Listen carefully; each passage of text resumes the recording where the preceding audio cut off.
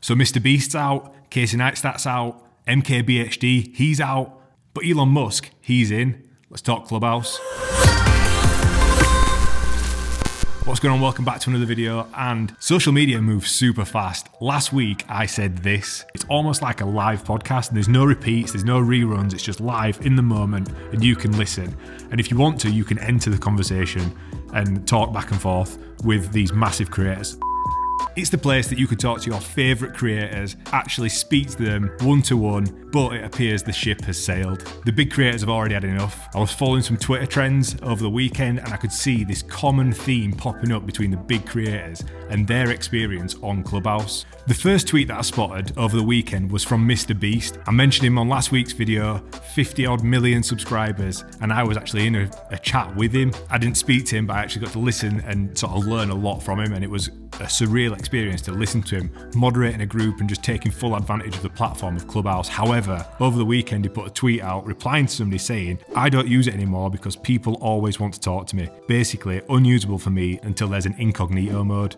I then saw another tweet from Marquez Brownlee and it just said, Clubhouse needs an incognito mode, to which Casey Neistat replied, literally why I don't log on. Now there's a super common theme. The big creators don't want to go on because they're getting hounded and ask loads of questions. I saw the same with Matty Hapoya when he joined a room. They immediately ask him to go onto stage and start talking and answering questions from everyone. So there's no way for them to go under a false account or incognito, as they say, and just enjoy the platform. There's two ways you can go about that. I think it's sort of their responsibility to get on stage and answer the questions because they are influencers, but I also appreciate they might just want some privacy and to enjoy the platform like they could with Twitter and Instagram, Facebook. But ultimately, Clubhouse are going to have to do something about it so that the bigger creators do keep pushing it, because for the last 2 weeks we could take full advantage of it, speak to the people we want to speak to, learn as much as possible, but moving forward, if the big creators are not on board, the app will die. That being said, you need to be careful who you listen to and what you listen to on Clubhouse, because there's a lot of charlatans on there. You can fall into a trap of listening to some so-called expert telling you about money-making schemes or jumping on the next crypto and losing a bunch of money. So it's a strange platform. You need to watch which way it's going to go. But with all that being said, so at 6 o'clock this morning UK time, Elon Musk jumped on and hosted a Clubhouse room. Obviously Twitter went mental, everybody tried to get involved, and I actually got a screenshot. I tried to enter the room and it turns out Clubhouse now has got a limit. The maximum amount of people that can enter a room is 5.7 thousand people. I'm sure they didn't anticipate such an influx of people to go into one room, but when someone like the billionaire robot of Elon Musk joins a room, everyone's going to want to know what he's going to say. Again, it just showed another flaw. They've had a huge investment recently, but if only 5.7 thousand people can get into a room, it will present a problem. Ultimately, I'm not in the position that they're in, but I will still be using Clubhouse for the time being. I think we're on very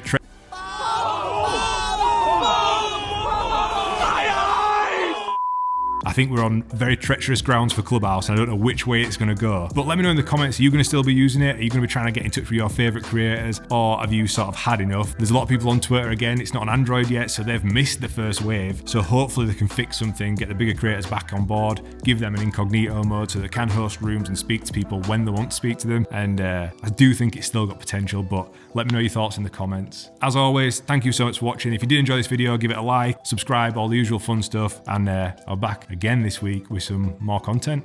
See you there.